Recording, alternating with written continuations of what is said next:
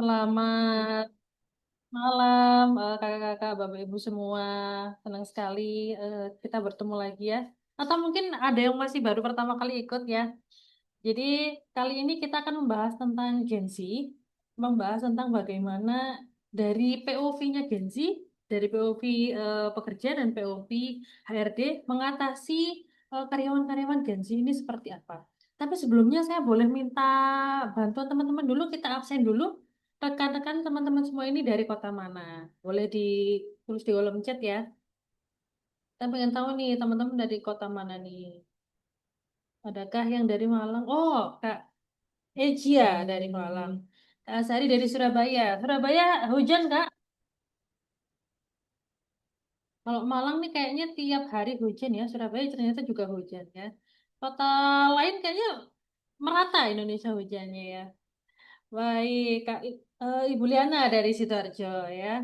Oke, kayaknya Sidoarjo Surabaya juga deket-deketan ya. Jadi kayaknya sama-sama hujan. Nah, Bapak Ibu semua, mungkin ada beberapa yang belum kenal saya. Saya mau kenalkan diri saya dulu sebagai host pada malam hari ini. Saya Prita, saya yang bertugas sebagai host di webinar malam hari ini, gitu ya. Nah, sebagai informasi, PT Kemilau Jaya Inspirasi ini secara rutin mengadakan webinar yang tidak dipungut biaya alias gratis, namun Bapak Ibu, kakak-kakak semua bisa berpartisipasi untuk ikut kegiatan donasi kami gitu ya. Seperti yang sudah kita setelkan di video sambil nunggu tadi, kita rutin berdonasi ke panti asuhan ya. Kita berbagi dengan adik-adik di panti asuhan di setiap eh, satu bulan tuh dua tiga kali di hari Jumat kita ada Jumat berkah. Nah mungkin Bapak Ibu rekan-rekan semua yang berkenan untuk ikut berdonasi nanti bisa disampaikan ke kami, ditransfer ke kami 100% eh, dananya akan kami gunakan untuk donasi. Dan biasanya nanti akan dilaporkan di grup alumni. Oh ya, untuk teman-teman yang belum masuk di grup alumni KCI, nanti bisa masuk di grup alumni KCI ya. Nanti akan kita eh, sampaikan linknya di kolom chat. Jadi teman-teman nanti bisa langsung masuk ke link tersebut untuk gabung. Karena nanti di grup itu kita biasanya akan share informasi-informasi tentang webinar, informasi-informasi tentang training, tentang sertifikasi, dan biasanya kita juga share tentang ilmu-ilmu yang lain gitu ya. Nah, malam hari ini ya kita akan bercerita. Jadi nanti akan ada pemateri kita yang bercerita. Teman-teman nanti boleh bertanya sepuasnya tentang bagaimana menghadapi mengelola karyawan Gen Z atau mungkin teman-teman sebagai POV dari seorang Gen Z kalau di perusahaan itu gap corporate culture-nya seperti apa dan bagaimana mengatasinya itu nanti bisa ditanyakan ya. Dan pemateri kita malam hari ini itu luar biasa karena rendah hati sekali beliaunya dengan segudang pengalaman yang bagi saya luar biasa karena beliau ini juga salah satu guru saya. Pengalamannya sudah malang melintang gitu istilahnya ya di berbagai perusahaan, ada yang perusahaan besar, ada yang perusahaan startup. Tapi beliau ini sempat protes semalam sama saya karena nggak mau ditulis gelarnya atau pengalamannya yang cukup banyak itu. Beliau cuma mau disebut sebagai profesional HR gitu ya. Boleh kita sapa dulu. Di sini ada saya panggil Mas aja karena beliaunya masih muda ya. Selamat malam Mas Agus. Halo, selamat malam Mbak Brita. Gimana kabarnya hari ini? Alhamdulillah luar biasa. Di sana hujan kah? Baru hujan ini, Baru nah, hujan. jadi sekarang udah cukup terang. Kayaknya emang tiap hari ya hujan di sini. Ya, saya baru di Malang hari ini, jadi wah kayaknya di Malang setiap hari hujan nih kayaknya. Oh, berarti baru dari luar pulau ya? Iya, kebetulan dari dinas di salah satu kota di Sulawesi di Gorontalo. Ya. Oke, wah, luar biasa ini kayaknya sering ke Indonesia Timur gitu ya, melihat cantiknya Indonesia Timur.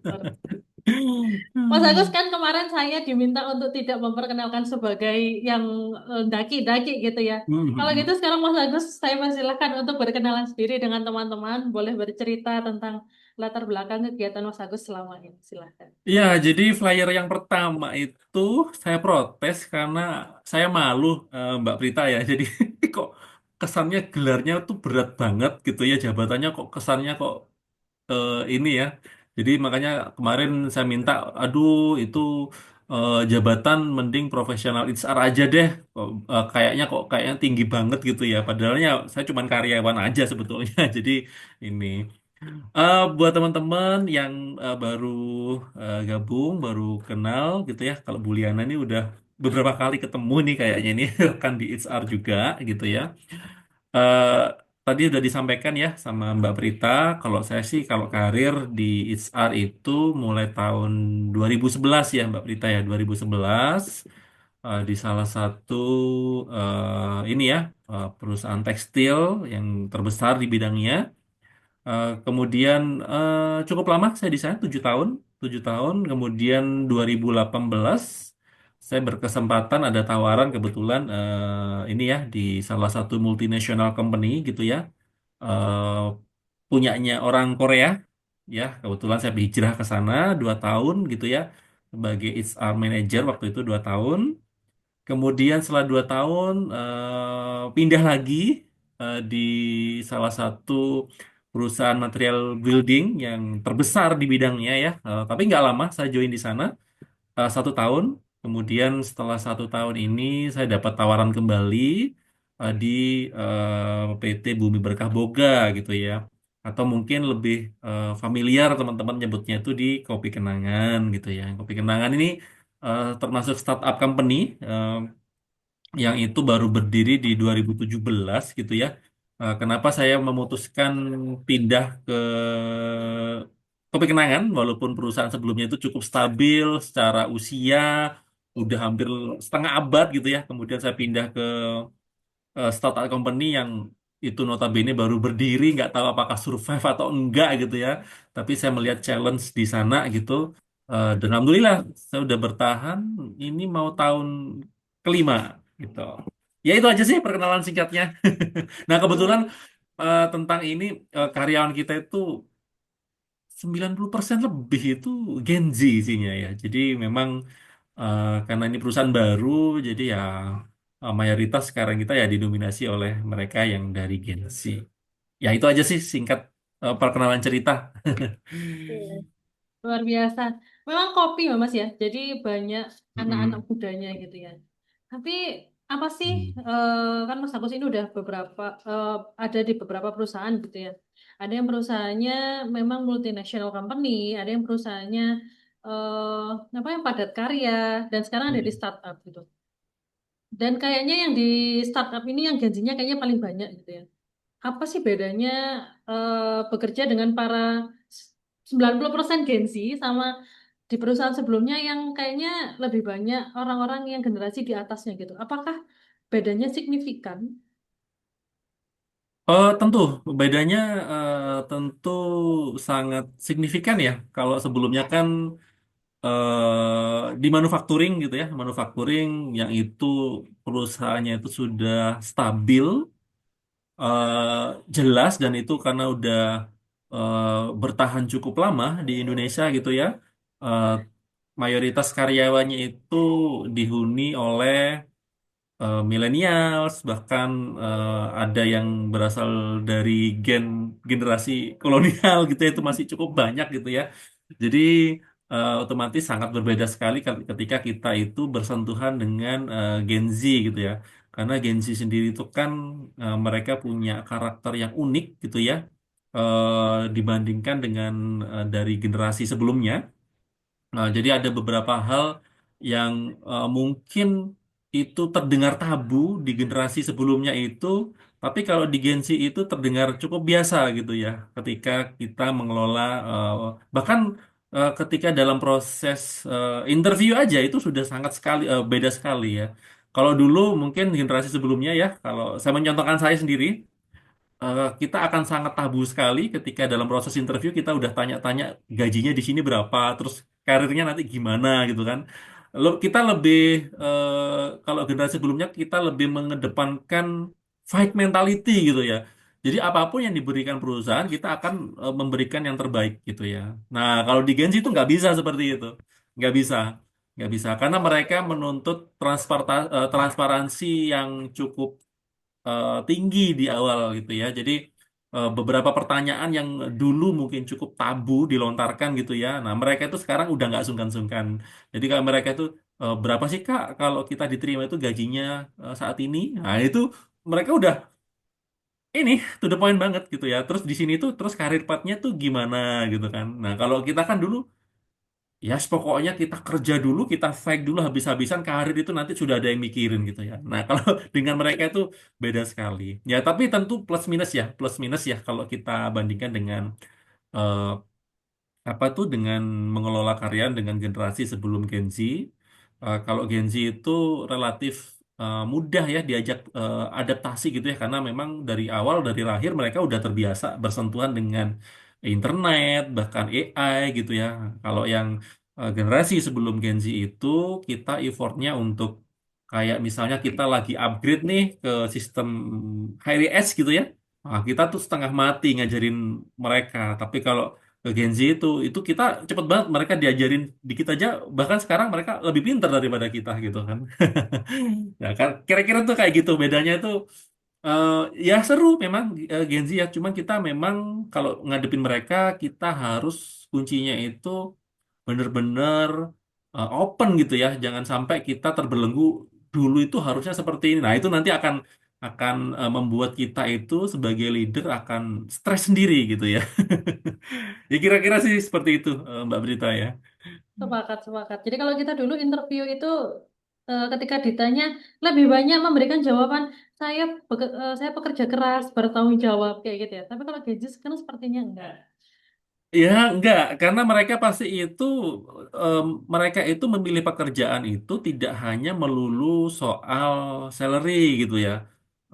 Well-being gitu tuh, itu sekarang tuh jadi isu yang ini nih ya. Jadi kalau dikit-dikit, waduh, anu nih, eh, nggak Mental bagus nih health buat gitu ya. mental lama-lama di sini. Nah itu sekarang mereka jadi pertimbangan utama gitu. Work life balance kalau kata Ya, Gen Z. work life balance gitu ya, well-being gitu kan. Waduh, sekarang ini jadi kita kalau nggak terbuka terhadap mereka, ya kita sebagai perusahaan startup kita akan tertinggal. Kenapa? Karena mayoritas karyawan kita dari Gen Z gitu ya kan. Kan nggak mungkin kita merekrut dari kalangan millennials untuk kerja ngebar gitu ya, di mana mayoritas konsumennya itu juga Gen Z juga ya. Jadi mau tidak mau suka atau tidak, ya kita yang harus menyesuaikan dengan mereka. Tapi bukan berarti culture perusahaan itu harus dirubah sesuai Gen Z, enggak. Tetap kita harus ini ya punya punya standar yang baku, yang itu eh, tetap terbuka sama perubahan gitu ya. Oke. Berat nggak Mas mengelola para Gen Z? Apalagi 90%. Sebetulnya gini ya, bukan persoalan berat atau tidaknya. Kadang kita itu harus menurunkan ego kalau apa ya berhadapan dengan mereka. Jadi bukan persoalan berat atau tidak gitu ya. Tinggal ego kita itu gimana. Kadang kan kita sebagai leader kan kadang itu gengsi lah kalau diajarin masa idenya dari mereka gengsi. Tapi jangan salah, mungkin ini mohon maaf ya Bapak Ibu ini sharing ya. Jadi gengsi itu punya sesuatu yang luar biasa yang itu mungkin kita tidak punya gitu ya. Jadi gengsi itu eh, daya kreativitasnya, kecepatannya itu udah mungkin lebih dari kita gitu ya. Ide mereka itu sebetulnya bagus-bagus, fresh-fresh gitu ya. Nah, tinggal kita sebagai leaders itu bagaimana memanage mereka itu, ide-idenya mereka itu bisa kita sesuaikan dengan visi dari perusahaan gitu ya. Sebetulnya bukan berat ya, Mbak Prita ya. Tinggal kita mau atau tidak itu mengakomodir itu ya. Bukan berarti idenya mereka langsung kita terima mentah-mentah, enggak. Tapi kita harus sebagai leaders itu terbuka gitu ya terhadap apa ya ide atau masukan karena bisa jadi idenya mereka itu unik dan Justru menciptakan value yang membuat kita tuh jadi punya nilai tambah gitu. Dan banyak ya resep-resep baru produk kita gitu ya di tempat kita itu berasal dari mereka. Karena mereka sering experience yang gini-gini kan.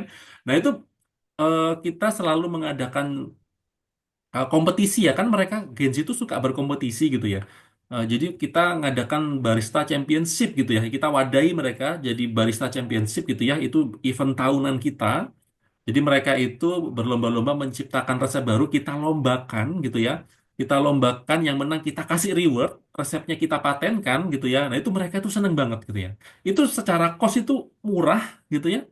Tapi mereka tuh happy gitu ya, resepnya dipampang gitu ya, di menu-menu yang baru gitu kan. Nah, itu mereka tuh udah seneng. Padahal eh, justru yang diuntungkan di sini tuh malah pihak perusahaan gitu. Jadi sebetulnya mereka butuh wadah aja sih. Nah, tinggal kita sebagai leader itu mau atau enggak gitu kan. Kadang mungkin tantangan terbesar para leaders itu adalah bagaimana menurunkan egonya gitu ya, terbuka terhadap perubahan, hal-hal yang baru gitu ya.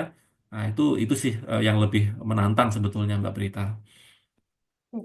Tapi di kopi kenangan ini generasi yang di atasnya Gen Z itu juga banyak ya Mas berarti. Maksudnya Ada. di eh, atasnya milenial, di atasnya Gen X gitu. oh, kalau millennials itu cukup banyak mendominasi di ini ya, di kalangan manajer ya, level manajerial up itu masih didominasi millennials gitu ya. Kalau Gen X itu ada, itu yang posisi bahkan CEO kami itu berasal dari Gen X. Tapi beliaunya itu luar biasa gitu ya. Luar biasanya tuh apa?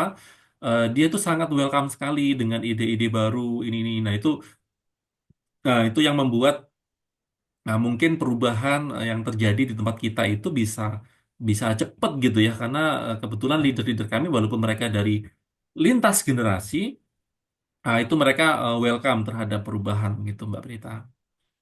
Oke. Tapi ada nggak ini Mas permasalahan yang dihadapi karena lintas generasi itu tadi. Jadi mungkin generasi di atasnya Gen Z ini kurang menurunkan egonya. Kan biasanya ada beberapa orang yang walaupun mungkin culture-nya kita sudah bagus, sudah bisa saling menekan ego gitu ya. Mungkin ada satu dua orang seperti itu. Kemudian biasanya kan HRD atau HR yang menjadi jembatan. Pernah Oh nggak? iya, iya, ya tentu saja itu ada ya, nggak mungkin eh, mulus-mulus aja gitu ya. Nggak mungkin interaksi antara komunikasi lintas generasi itu fine-fine aja. Nggak mungkin lah. Itu kayaknya cuman ada di dongeng gitu ya. Nah, pasti pasti ada gitu kan. Jadi memang dan memang kita ini ya ada semacam tools ya di sistem kita itu untuk mengeluarkan unek-unek gitu ya, tanpa tanpa mereka itu perlu takut akan diintimidasi atau apa ya. Kadang mereka itu eh, mengirimkan keluhan gitu ya, whistleblowing lah kita istilahnya gitu ya. Jadi tentang mengenai leadernya yang itu apa itu kaku, kemudian itu yang mengeluhkan tentang caranya dia memimpin yang membuat stres, toksik gitu ya. Itu ada aja Mbak Prita ya. Jadi itu di mana cukup banyak ya waktu itu ya. Kalau sekarang udah mulai jarang. Kalau beberapa waktu yang lalu itu cukup sering gitu ya. Mungkin 2 tahun yang lalu. Nah, 2 tahun yang lalu itu cukup sering kami menerima keluhan seperti itu. Kalau sekarang itu udah nggak ada Mbak Prita. Gitu. Aman ya kalau sekarang ya. Mm-mm. Oke, balik lagi ke tadi Mas Agus. Kan Mm-mm. Mas Agus sempat menjelaskan bahwa Gen Z itu maunya transparansi. Terus maunya Mm-mm. mereka tahu gajinya berapa, jenjang karirnya seperti apa, kemudian fasilitas yang dikasih perusahaan yang menunjang work-life balance mereka gitu.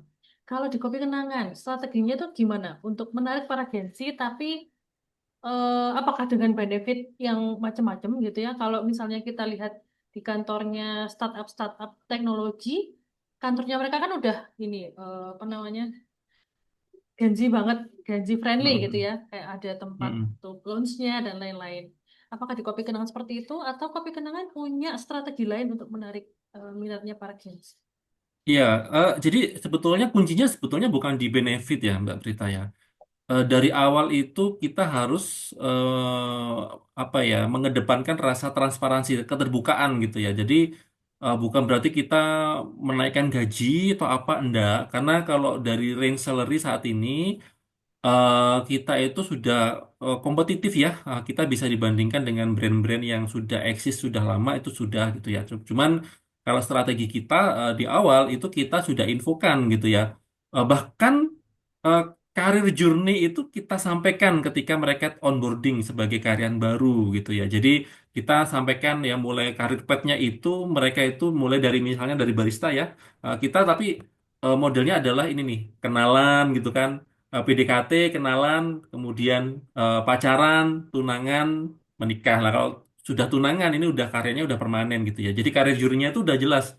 Jadi di awal mereka harus barista gitu ya. Awal mereka join jadi barista, mereka harus menyelesaikan beberapa sertifikasi gitu ya. Dan itu targetnya jelas gitu, jelas sekali. Apa yang harus mereka lakukan ketika mereka itu dari barista menjadi senior barista gitu ya. Apa yang harus mereka lakukan untuk bisa jadi senior barista. Kemudian dari senior barista itu kita udah ngasih target yang harus mereka capai agar supaya senior barista ini mereka bisa mencapai target SPV gitu kan. Begitu juga SPV ke SM, Store Manager. Itu udah kita kita petakan gitu ya. Nah, itu udah kita sampaikan di awal gitu ya. Untuk menuju barista ke senior barista ini butuh sekian tahun. Untuk senior barista ke SPV itu butuh 2 tahun gitu kan. Sampai ke SM. Jadi waktu itu kita nyusun kurikulum gitu ya, udah kita jelaskan kepada mereka idealnya untuk dari barista ke store manager itu butuhnya waktunya itu 5 tahun gitu ya. Tapi ini bukan patokan yang pasti karena ada faktanya ada yang cuma 4 tahun bahkan ada yang 3 tahun tergantung ini gitu ya. Cuman standarnya itu kita udah nyampaikan karena mereka itu sebetulnya Gen Z itu suka challenge sebetulnya. Jadi kita challenge dengan itu kita harapkan kita challenge mereka supaya mereka itu mengeluarkan kemampuan terbaiknya dan kita sangat terbuka gitu ya. Kita terus terang kepada mereka leader-leader gitu ya, leader-leader kayak posisi SPV, SM, kita udah komit kepada mereka bahwasanya kita tidak akan meng-hiring seorang leader ya SPV level SM itu dari luar gitu ya. Kita prioritaskan yang ada di dalam dulu. Nah, itu kita sampaikan berulang lagi. Nah, silakan ini ada kesempatan mau ambil atau enggak. Kalau mau ambil ini diagram tabelnya nih seperti ini, karir journey-nya seperti ini. Nah, itu kita tanamkan kepada mereka agar supaya apa? Supaya mereka itu bisa mengejar gitu ya. Jadi dan yang kedua kita juga menciptakan apa ya benefit itu based on target gitu ya. Jadi kita nggak salary langsung diberikan semuanya enggak gitu ya tapi kita berikan kepada mereka eh, achievement apa yang harus mereka capai gitu ya supaya mereka dapat tambahan atau kompensasi itu di luar gaji gitu kan jadi meskipun akhirnya ya memang tidak semua karyawan mendapatkan ya kompensasi itu ya tapi dengan adanya itu performance store itu bisa meningkat gitu ya jadi kalau kita bandingkan dengan tahun ke tahun gitu ya itu sistem itu kita udah ciptakan 2 tahun yang lalu itu performance store itu meningkatnya itu ya alhamdulillah lebih dari 10% gitu ya performance store-nya itu semenjak kita ciptakan seperti itu karena prinsipnya mereka seneng dengan keterbukaan transparansi jadi makanya kita open juga nih karir journey itu di Kopi Kenangan seperti ini kita sampaikan di awal.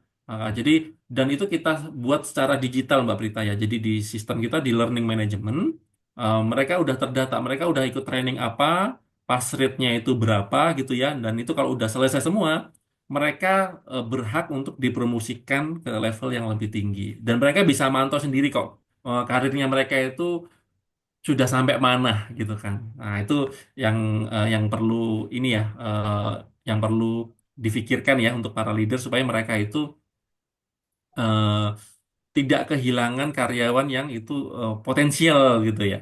Gitu sih. Saya membayangkannya malah seperti ini ya jadinya. Seperti Gen Z ini suka bermain games gitu ya. Jadi lolos milestone satu dapat apa, lolos milestone 2 dapat apa seperti itu. Dan yang perlu digarisbawahi berarti adalah transparansi. Berarti mereka sedari awal itu sudah tahu Goal settingnya kalau mereka misalnya mau sampai di senior manager itu eh, apa aja yang harus dilakukan berarti seperti itu. Nah, kalau bicara tentang startup itu kan memang Gen Z ini apa ya, secara brandnya, secara brandingnya, startup itu menyenangkan untuk Gen Z, cocok banget untuk Gen Z gitu ya. Kalau di Kopi Kenangan, Mas, bagaimana caranya membuat istilahnya employer branding gitu ya, branding supaya para Gen Z yang bekerja di perusahaan tersebut itu menjadi lebih bangga, kemudian bisa menarik Gen Z yang lain. Nah ini kalau branding itu memang kita tidak bisa ini ya kita ciptakan tiba-tiba langsung bagus gitu ya. Itu sangat ini ya. Kenapa sekarang itu para Gen Z itu kenapa sekarang branding Kopi Kenangan kalau menurut survei itu udah bagus gitu ya dibandingkan dengan yang dulu itu butuh proses ya. Jadi tidak tidak serta-merta gitu ya. Nah, jadi kenapa branding itu penting untuk menarik Gen Z itu ya, terutama branding perusahaan. Jadi ketika karyawan Gen Z itu memutuskan join ke Kopi Kenangan atau tidak, itu sebelum mereka apply, nah itu mereka tuh pasti ngecek kita di mana? Di media sosial. Gampang aja kan di TikTok tuh cari aja ini hashtagnya Kopi Kenangan ini apa yang Kopi Kenangan lakukan gitu kan.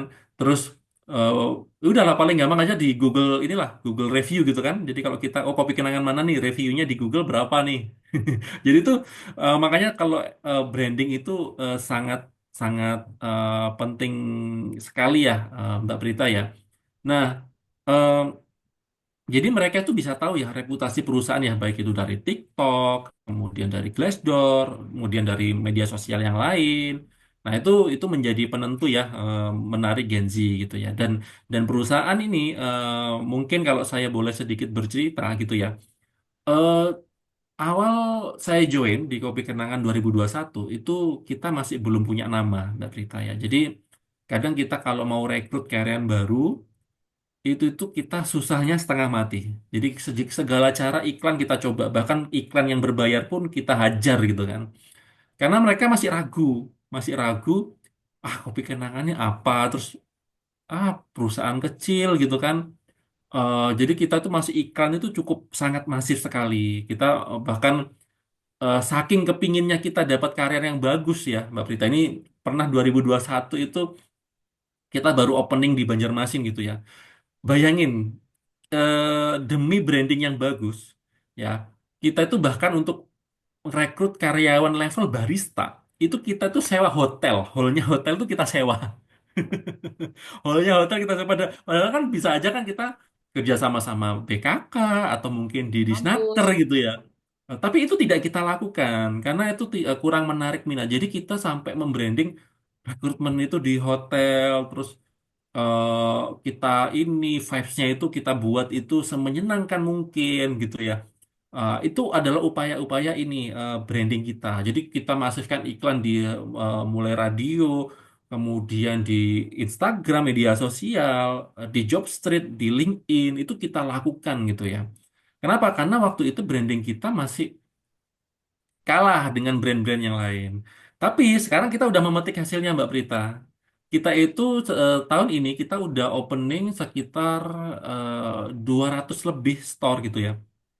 Nah, tapi hampir eh, tidak ada iklan yang berseliweran di media sosial gitu ya. Di media sosial terkait oh kopi kenangan ini kok nggak pernah buka loker ya. Bahkan sekarang tuh kayak tadi saya habis dari ini ya ngisi sharing session di salah satu SMK di kota Surabaya.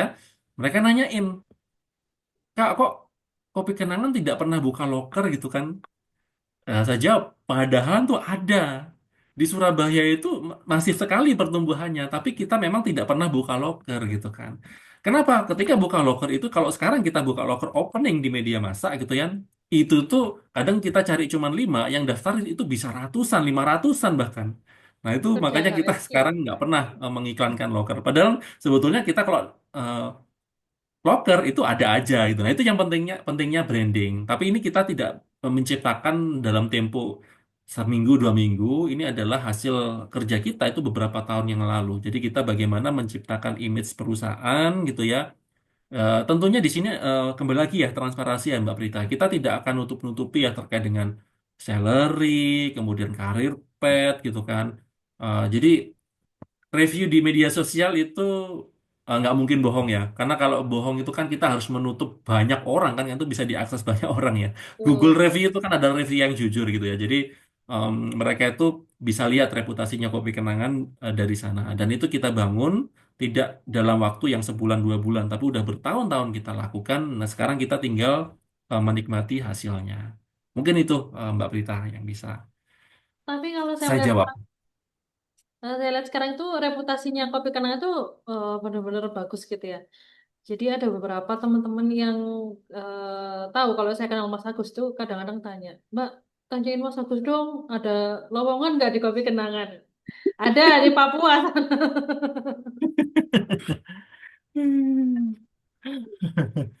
Ya kalau loker itu ya kalau mereka tanya saya jawab. Tapi kalau enggak ya saya nggak bercerita. Ya perlu diketahui rencana kita itu di Indonesia tahun depan itu udah keluar itu bisnis plan-nya itu kita akan opening sekitar 275 di Indonesia belum di luar negeri. Nah, tinggal ngalikan aja. Paling sedikit itu karyawan kita 5 per orang. 5 kali 275 udah ribuan yang kita perlukan gitu kan. Nah, itu sebetulnya banyak. Kita akan membutuhkan tenaga kerja gitu kan. Tapi model rekrutmen kita itu nggak seperti dulu. Kalau dulu kan, wah segala cara itu kita kerahkan, bahkan dulu sampai stres saya itu kok nggak dapat dapat cari karyawan. Kalau sekarang kita belas sekali aja udah banyak tuh yang ini gitu. Gitu. Biasanya lewat apa, Mas? Online atau offline? Untuk selebarannya. Rekrutmennya, proses rekrutmen. Oh, kalau proses rekrut tergantung ya. Kalau Kopi Kenangan kan office-nya itu cuman ada di Medan, Jakarta, head office, kemudian Surabaya. Nah, biasa kalau rekrutmen di daerah-daerah yang luar itu, misalnya Kalimantan, Sulawesi, itu semuanya online semua. Oh. Hmm.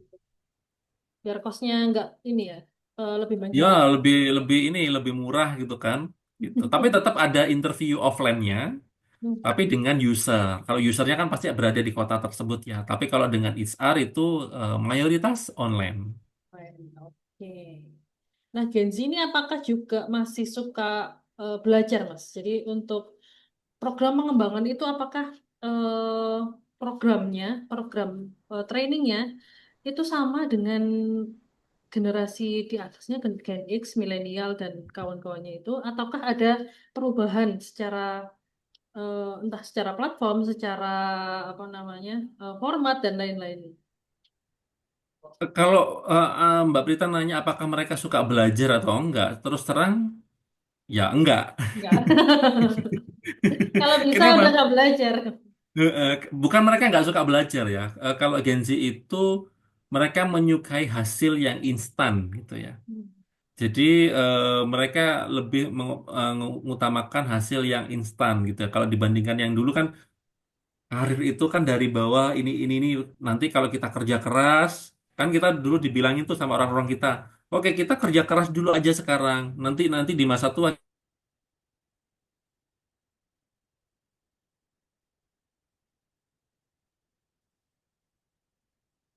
nggak ada hasil itu ini jadi terus ini belajar apa jadi tujuannya apa. Nah itu kalau Mbak Prita nanya apakah mereka demen belajar, enggak, karena mereka suka hal yang instan gitu ya. Kenapa makanya sekarang itu kan mereka tuh kalau scroll di IG atau apa story itu kan, makanya story itu kan kenapa kok cuman 14 detik Mbak Prita, itu ada risetnya itu. Jadi Hmm. mereka itu kalau manusia itu secara psikologis, kalau mereka itu nggak interest gitu ya, mereka akan skip, skip, skip, skip gitu kan. Mereka nggak suka tontonan yang terlalu panjang gitu kan. Jadi bahkan kalau ada Betul. story itu apa ini apa sih ya skip aja, skip aja. Nah itu mereka tuh suka yang hal yang instan gitu. Kalau ditanya mereka suka belajar atau enggak, ya tergantung orangnya sih sebetulnya. Tapi kalau secara general itu enggak, karena mereka lebih menyukai hasil yang instan. Jadi untuk Hmm. program pengembangannya gimana Mas kalau mereka tidak terlalu suka belajar terus apa intention rate-nya mereka kan apa apa namanya tadi yang 14 detik tadi kan mereka lebih cepat daripada orang-orang dulu kan. Kalau kayak dulu kita menonton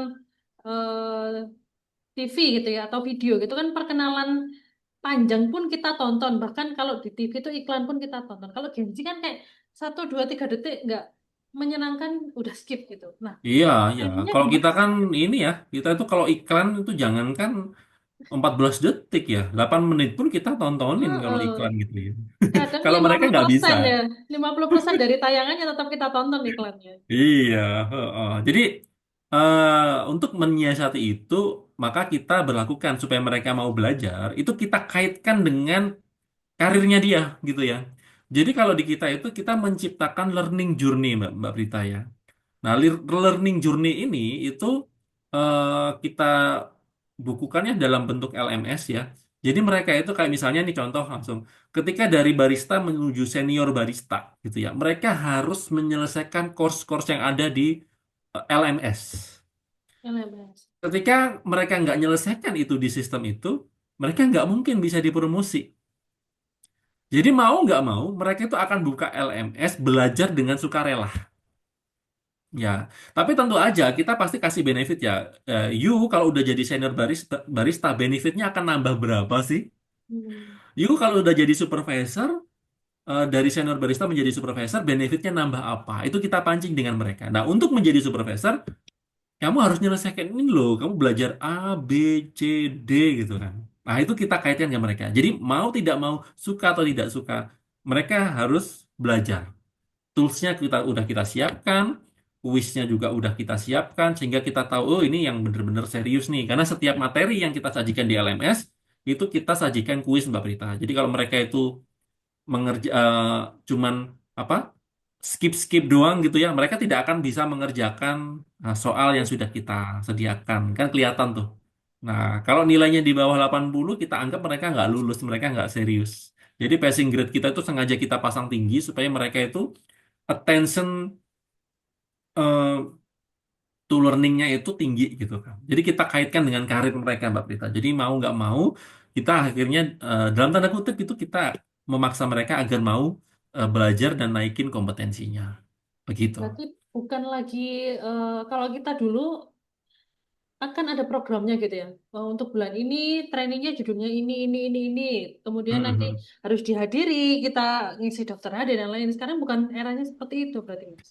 Ya, kalau dulu kan eranya pokoknya, oke kamu berangkat training ya. Ya Heeh, kadang-kadang kita sebagai anak buah, kadang kita berangkatnya terpaksa kan. Aduh, heeh. ya udahlah. Pokoknya ada atasan gitu kan. Nah, sebetulnya kita bisa aja melakukan seperti itu, Mbak Prita ya. Tapi menghadapi mereka itu tidak bisa dengan paksaan. Kita harus menyadarkan kepada mereka kenapa mereka harus belajar itu gitu kan.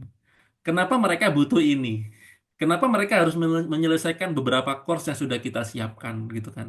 Jadi why-nya itu kita tanamkan kepada mereka. Oke, ini loh, kamu kalau nggak belajar ini, karirmu akan stuck di sini.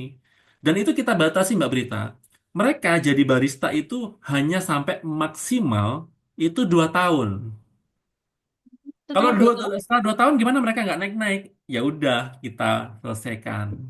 Oh, berarti ada perjanjiannya seperti itu ya. Kalau 2 tahun. Eh, bukan perjanjian ya, kan kita mereka kontrak dulu ya.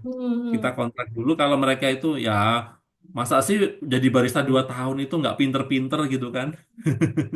Oh, berarti sekaligus untuk menyaring karyawan-karyawan yang tidak terlalu potensial gitu ya, Mas. Yes, betul. Betul. Ah, jadi kita tanamkan kepada mereka bahwasanya bukan kita yang butuh, tapi mereka yang butuh. Ah, jadi mau nggak mau, dan alhamdulillah mereka itu ini ya, angka turnover di kita itu kalau dibandingkan dengan F&B yang lain, itu kita masih di angka yang cukup rendah sebetulnya ya. Walaupun setiap bulannya tuh yang keluar itu ratusan gitu ya, tapi dibandingkan dengan ribuan karyawan yang kita punya, gitu itu masih masih cukup masih bisa diterima gitu lah. Oke. Ngomongin karyawan resign. Mm-mm. eh apa kebanyakan alasannya, Mas? Mereka-mereka yang resign. Untuk Gen Z ya. Oke, ini ya, saya bicara dengan kopi kenangan ya. Jadi eh, mereka itu begini, mayoritas yang resign itu sebetulnya Satu itu adalah alasan yang paling sering di ini kan adalah career development yang paling sering. Tapi sebetulnya setelah kita interview lebih lanjut mengisi kuesioner itu sebetulnya bukan career development sebetulnya. Jadi kadang itu mereka juga, mohon maaf itu sedikit ini ya, apa ya, istilahnya nggak mau soro lah kalau katanya orang Jawa gitu ya. Kadang Oh, kita pindahkan ke mana dikit gitu ya.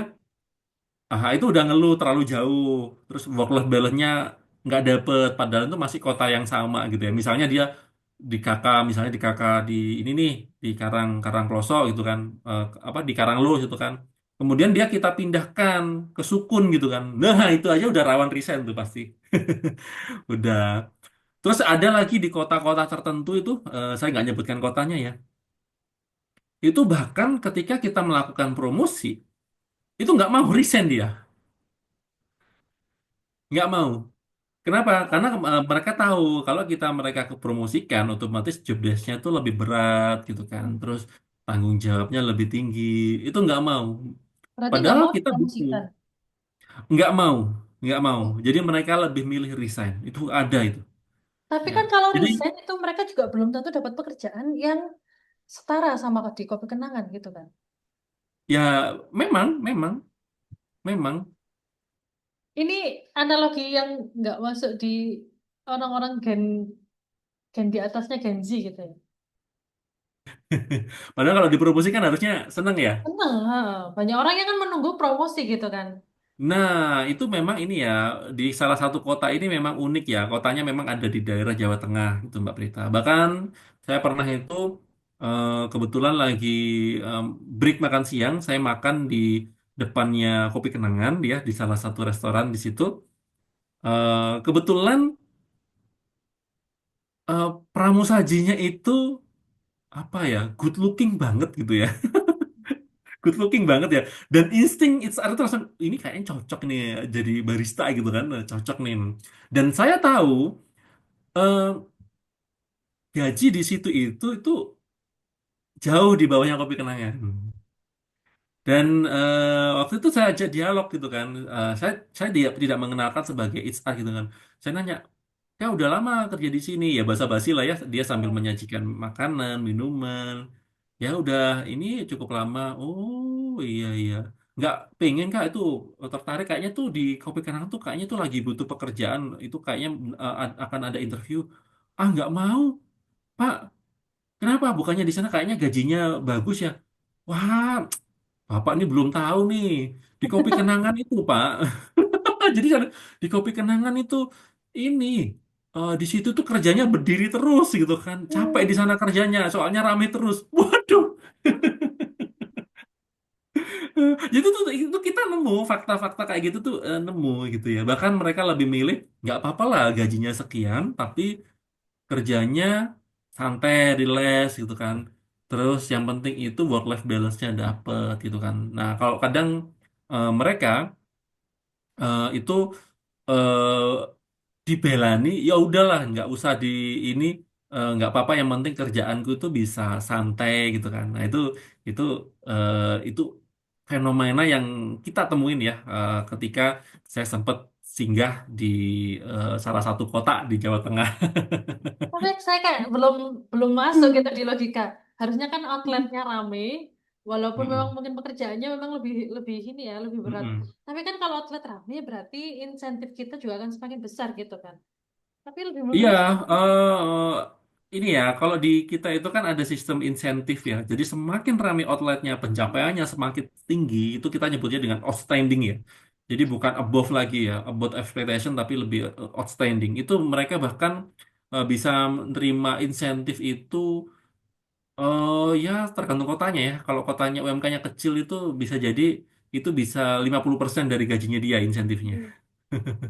Jadi itu kan luar biasa gitu kan. Harusnya tuh mereka itu senang, tapi enggak. Jadi mereka itu lebih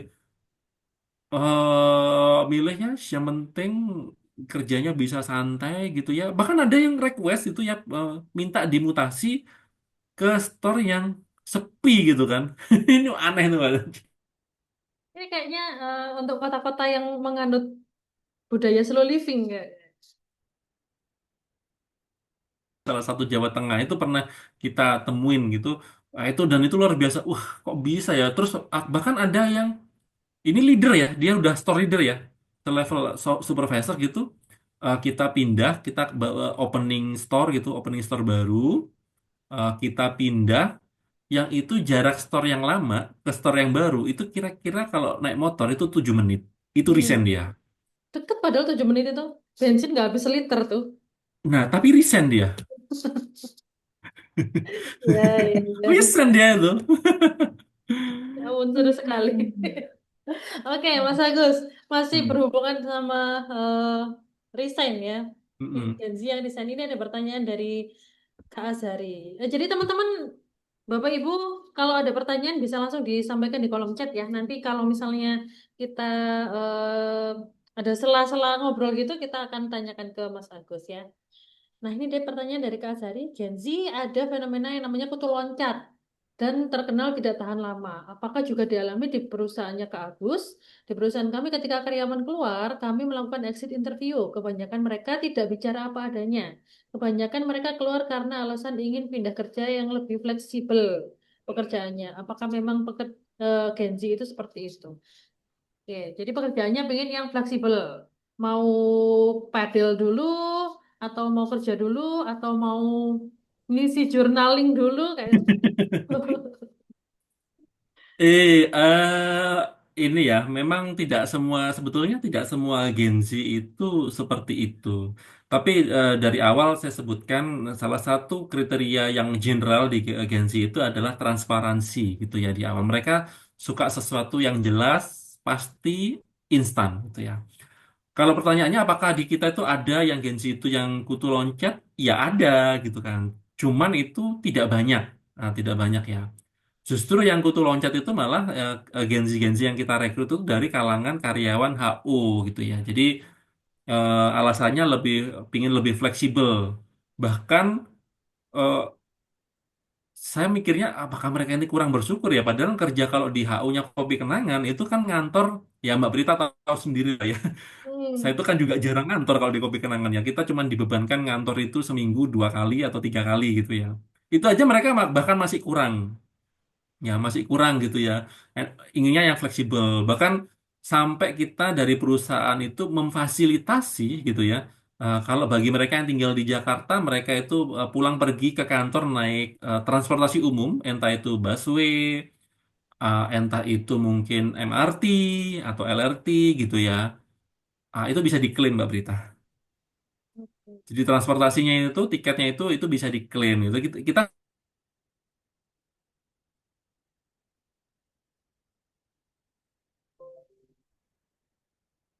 sambil itu menunggu. lebih injit sama kita, terus supaya mereka itu em, apa ya? Supaya itu mereka itu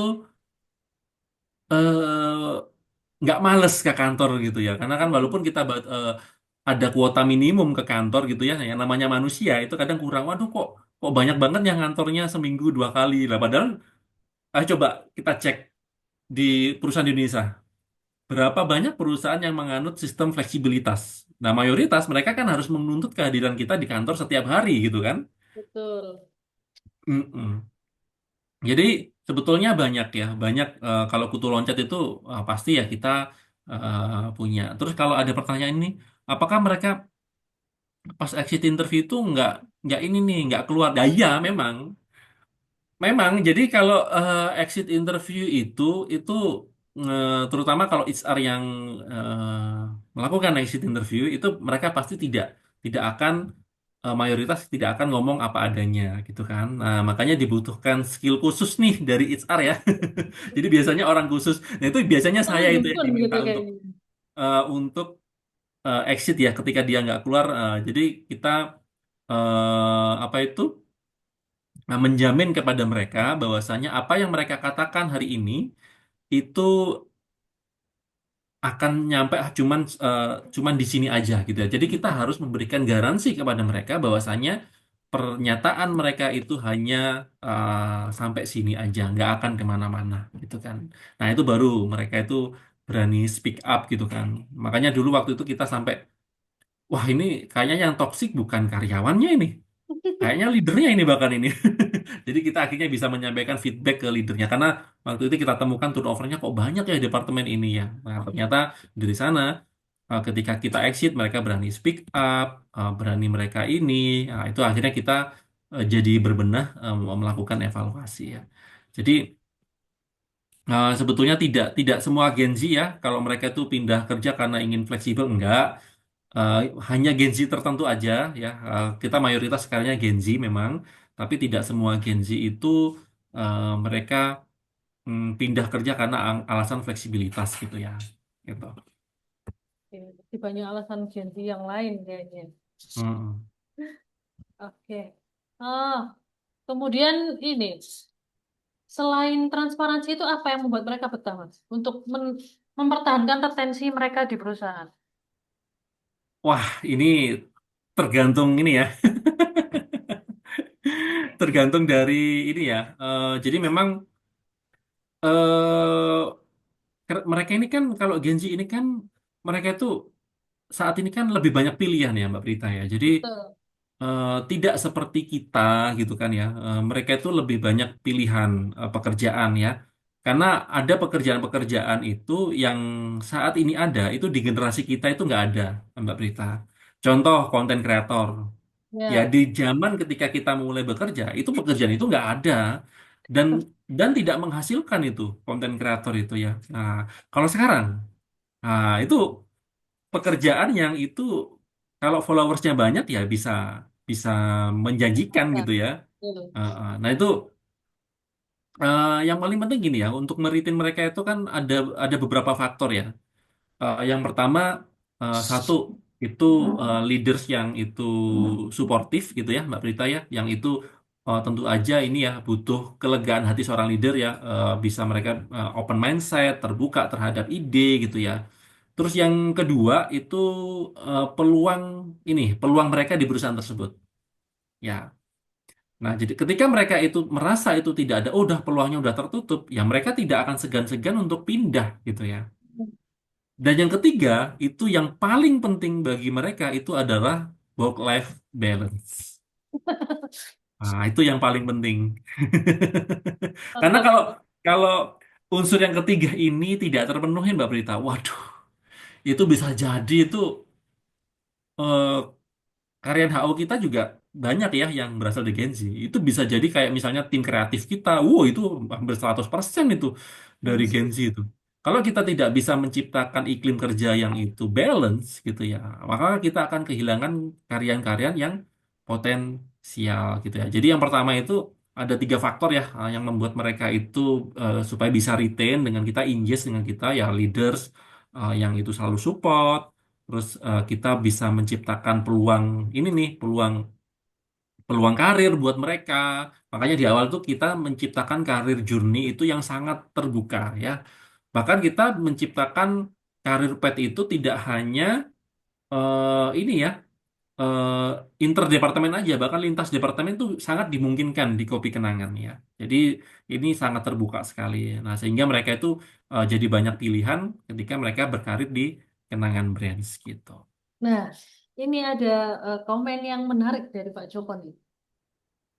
Karena tadi kita udah ngobrolin tentang work-life balance dan well-being untuk Gen Z. Boleh di-sharingkan nggak di Kopi Kenangan itu work-life balance programnya seperti apa? Barangkali nanti bisa untuk menginspirasi perusahaan yang lain gitu. Karena semakin banyak perusahaan yang, semakin banyak Gen Z yang sudah masuk di perusahaan kan sekarang ini. Kelahiran-kelahiran 2099 itu mereka sudah mulai apa ya mendominasi di perusahaan. Kira-kira di Kopi Kenangan program work life balance-nya seperti apa? Ya, kalau kita ngomongin kita tuh kan karya tuh dibagi menjadi dua ya. Tim head office sama tim ops. Kalau ops adalah mereka yang ada di store gitu ya. Nah, kita kita tidak bisa berbicara apa-apa work life balance di tim store itu kita nggak bisa ngapa-ngapain. Jam kerja mereka ya kayak 8 jam dengan 1 jam istirahat gitu ya. Nah, itu udah standarnya Indonesia banget kan ya, sesuai dengan regulasi gitu ya.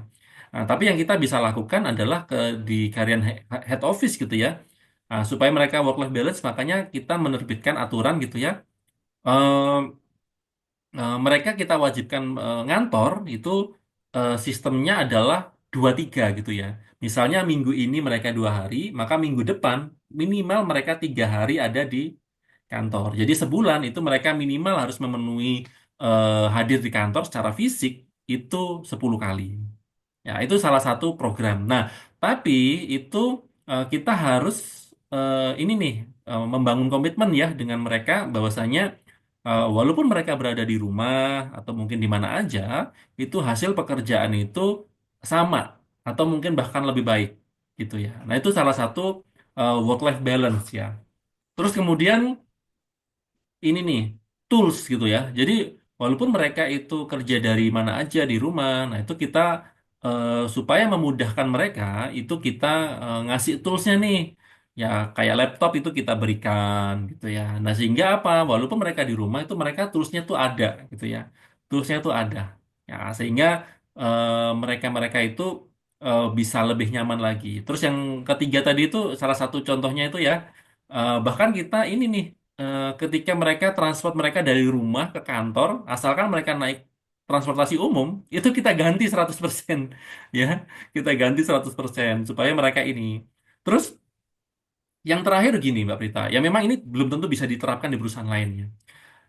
Jadi itu kita itu sangat longgar terhadap absensi gitu ya.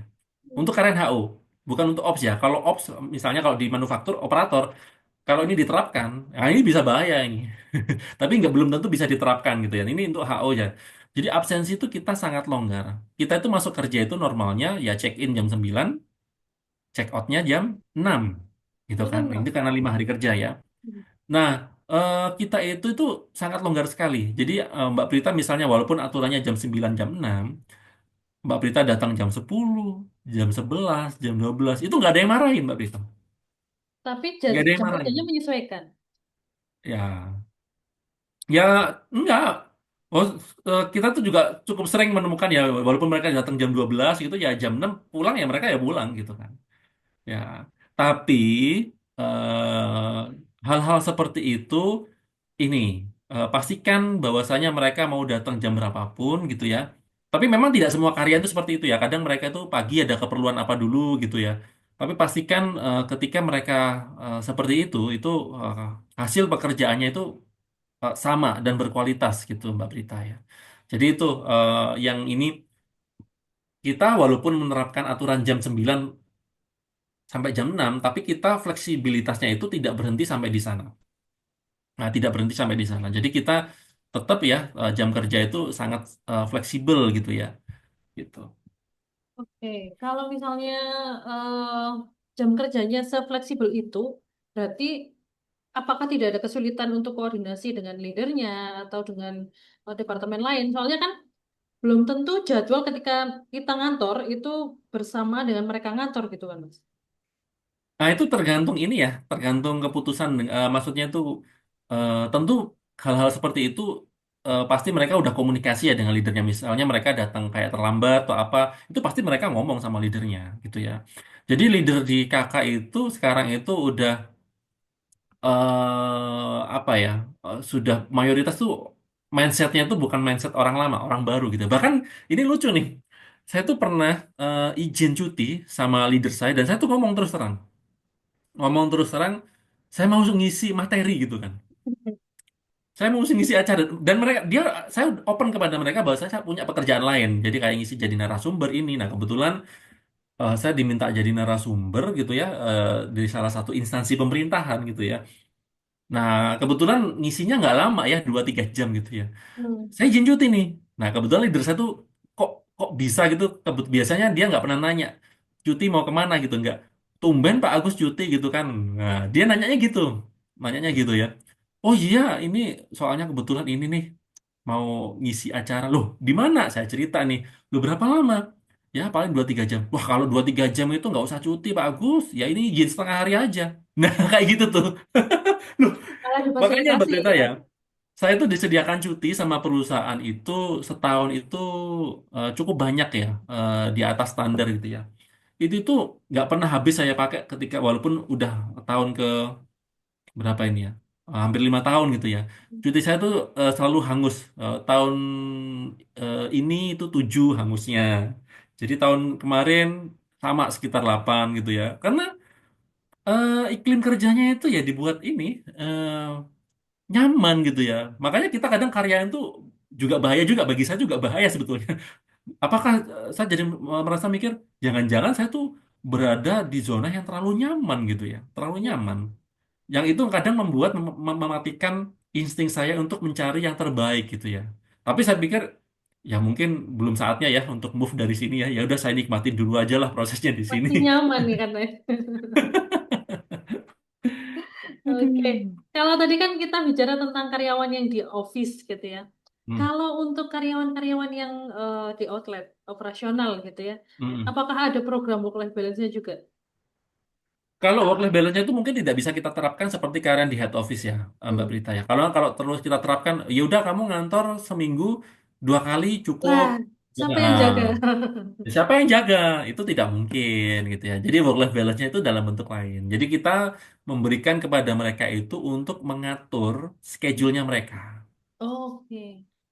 Jadi kadang oke mereka itu kan dapat pengganti libur gitu ya, PH istilahnya public holiday itu kan kadang mereka kan harus masuk. Nah itu nanti Hmm. diganti libur di hari pas kadang diganti eh, apa dideketin sama hari liburnya mingguannya dia. Jadi sekali libur dia bisa 2 hari, 3 hari gitu kan. Nah itu kita kita bebaskan mereka untuk mengatur ya kapan jam mengatur komposisi maksudnya itu roosternya ya. You mau masuk jam 8, jam 9 terserah gitu kan. Yang penting you di situ itu kerjanya itu 8 jam gitu kan.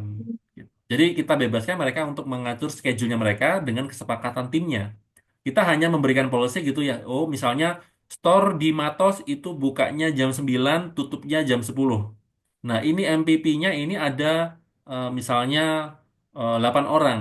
8 orang pastikan setiap jam itu, terutama jam rame itu banyak orang, gitu kan. Hmm. Jadi kita berikan fleksibilitas. Jadi mereka ada yang masuk jam 8 untuk prepare, mungkin 1 orang gitu kan. Nanti pas siang itu kan agak rame, ada 2 orang lagi yang datang. Nanti pas closing itu nanti ada 3 orang yang datang karena butuh bersih-bersih atau cleaning gitu. Nah, kita cuma bisa memberikan itu fleksibilitas.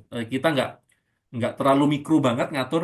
Oh kamu ini masuknya jam segini segini segini nggak. Jadi kita bebaskan kepada mereka untuk ini. Terus yang kedua, kita juga memberikan kesempatan mereka itu untuk mutasi request gitu ya, by request untuk mendekati tempat tinggalnya gitu kan, supaya tidak terlalu jauh gitu ya.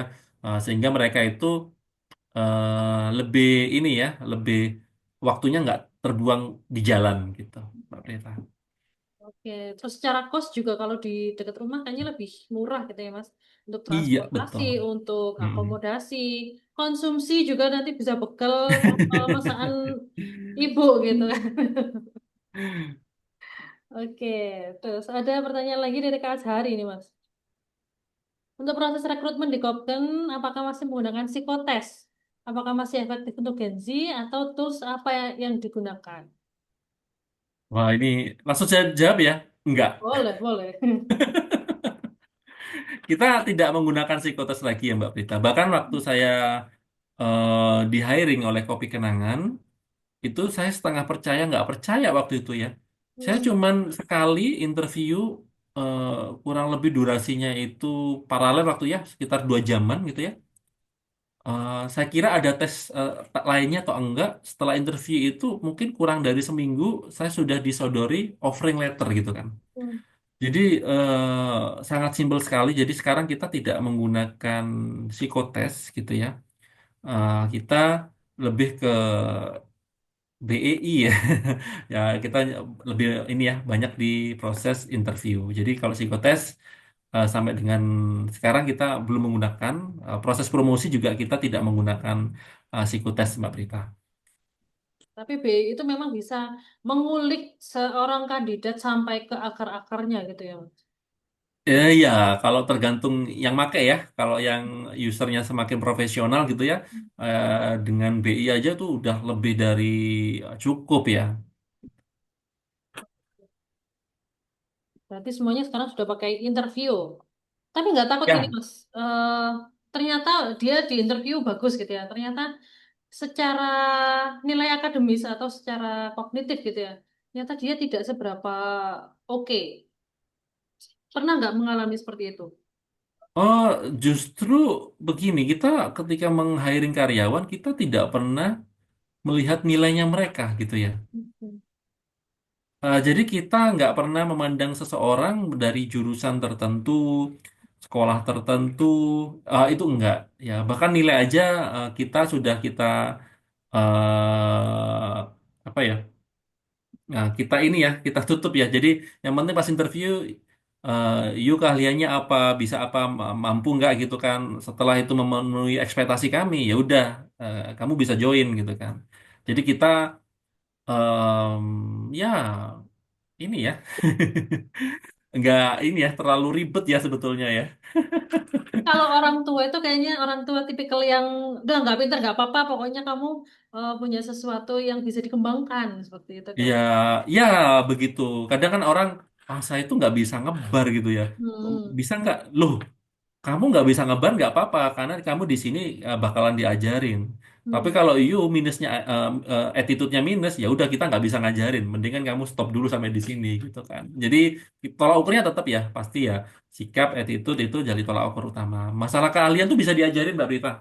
Masalah diajarin. Bahkan saat ini Kopi Kenangan itu lagi berkolaborasi dengan ya saudara-saudara kita ya penyandang disabilitas yang tunarungu itu ya kita sedang mengajari mereka gitu kan supaya mereka tuh bisa bekerja layaknya orang normal gitu ya. Jadi kalau mereka-mereka seperti itu bisa gitu ya apalagi yang normal. Jadi kita nggak peduli nilainya itu berapa rapotnya merah semua gitu ya. Tapi ketika mereka bisa bekerja dengan benar gitu ya kita akan appreciate gitu ya. Bahkan leader-leader baru kita itu store manager gitu ya para store manager itu lulusannya cuma apa SMK dan bahkan mereka itu walaupun lulusannya SMK SMA barista-baristanya tuh banyak kita yang lulusan S1 gitu banyak Mbak Berita aja walaupun kita openingnya itu cuma mempersyaratkan SMA SMK ya banyak ya yang apply dari apa mahasiswa tuh ada dan mereka dengan sukarela dipimpin oleh store manager yang itu notabene pendidikannya cuma SMA gitu. Berarti store manager itu dia juga mengawali karirnya dari bawah ya, kalau dia lulusan SMK. Iya, mereka dari bawah. Bahkan di atasnya store manager itu level area manager. Jadi dia nggak hanya handle satu store saja, tapi dia udah handle tuh sekitar 15 store atau mungkin satu kota gitu ya. Kalau Malang kan satu area manager sendiri ya. Itu mereka cuma lulusan SMA mereka. Mereka awalnya tuh dari barista, senior barista, SPV, SM, kemudian bagus kita promosiin. Ini kayaknya angin segar untuk para Gen Z yang merasa IPK-nya biasa aja kayaknya Mas. Jadi tetap bisa masuk Ya, di Kopi Kenangan dan berkembang. Karena di ya Kopi saya Kenangan. tidak bilang IPK itu tidak penting ya. Hmm. Bukan berarti IPK itu tidak penting gitu kan. Tetap ya itu penting. Syukur-syukur ya kalau akademisnya pinter, kinerjanya bagus gitu kan. Attitude-nya juga Nah, oke. itu lebih bagus gitu kan. Tapi andai kata mungkin IPK-nya jelek itu kan, ya nggak apa-apa ya. Sepanjang dia manusia, saya yakin ya dia pasti punya skill ya Mbak Brita ya. Nggak, Itu karena nggak mungkin ya. Prinsipnya manusia itu nggak ada kelebihan sama sekali itu nggak mungkin ya. Pasti mm, mereka punya kelebihan gitu. betul. Justru orang-orang yang kalau di sekolah gitu ya Mas ya, yang juara-juara olahraga itu mereka stigmanya mereka secara akademis tidak seberapa bagus. Ya Gitu. Mbak Berita kan contoh di Indonesia aja loh ya, Hmm. walaupun IPK-nya nggak besar itu bisa jadi wakil presiden, gitu aja loh Mbak Berita. Oh, Waduh. paham. Nanti kesenggol ini Mas ya. Ya, Oke. yang penting kan ini ya skill ya Mbak Berita ya. Jadi Skill. skillnya itu mumpuni gitu kan, apa dia punya sesuatu yang dia unggulkan gitu kan, maka nilai mungkin rapor gitu ya itu akan tertutupi ya dengan kelebihan yang dia milikin. Oke. Nah, ini ada pertanyaan lagi, tapi saya kurang paham dengan pertanyaannya ini. Mungkin Mas Agus bisa memahami. Mungkin dari Kak Fahmi ya, mungkin boleh diberi contoh terkait dengan PH. Apakah Oh dipahami? iya, PH itu kita nyebutnya istilahnya tuh public holiday gitu ya. Jadi Oke. ini langsung contoh case aja ya. Jadi misalnya nih Desember ini kan ada beberapa ada tanggal merah ya, tanggal 25 gitu kan. Hmm. Nah, secara prinsipnya, kalau tanggal merah itu hari libur nasional, itu karyawan kan dapat libur gitu kan. Hmm. Ya, libur kan. Tapi kalau kita di industri F&B, itu tanggal merah itu adalah saatnya panen gitu kan. Di mana Peak store season itu ya. pasti rame. Dan karyawan pasti itu tidak boleh libur. Hmm. Nah, jadi kita menerapkan yang masuk itu mereka tidak kita lemburkan. Tapi Oh, mereka itu kita masukkan tetap, tapi mereka itu akan mendapatkan libur pengganti di hari yang lain, yang itu nanti disetujui oleh leadernya. Oh misalnya, oh tanggal 25, oke, dia nggak libur gitu ya. Nah, nanti liburnya itu diganti sama hari lain. Seperti itu. Nah, makanya ya ini strategi perusahaan juga ya, kalau kita lembur kan cost-nya pasti tinggi. hmm. Nah, strategi kita, oke, kamu nggak libur hari itu, tapi liburnya kita ganti gitu, diganti dengan hari yang Oh. lain. Sementara memang kalau F&B di di masa orang lain liburan itu F&B justru peak seasonnya gitu ya, jangan sampai libur. Oke, kemudian ada lagi Mas dari Pak Joko. Dari aspek organisasi tentunya beda mengelola SDM dengan jumlah karyawan besar di satu lokasi dan mengelola SDM di banyak lokasi cabang seperti Kopi Kenangan. Ketika harus memberi sanksi atau bahkan terminasi, bagaimana HR berperan atau hal tersebut menjadi tanggung jawab branch manager? Ya, ini pertanyaannya langsung it's up banget ini Pak Joko ini. Ya, banget lah. Langsung Ya, teknis saya picture. jadi memang beda kalau kita mengelola SDM itu dalam jumlah besar di satu lokasi, itu relatif sangat mudah. Ini dari segi HR ya. Walaupun mungkin karyanya dablek-dablek atau apa, itu sangat mudah. Kenapa? Karena itu under kontrol kita. Kita hadir di situ setiap hari, kemudian ya kita bisa nanganin langsung. Kalau misalnya karyawannya komplain ketika disanksi, itu kita bisa menghadapi langsung. Sehingga kita bisa meredam, misalnya sebelum konflik itu terjadi, itu kita udah tahu duluan. Nah, bayangkan kita itu HR itu cuman ada di beberapa lokasi, ya.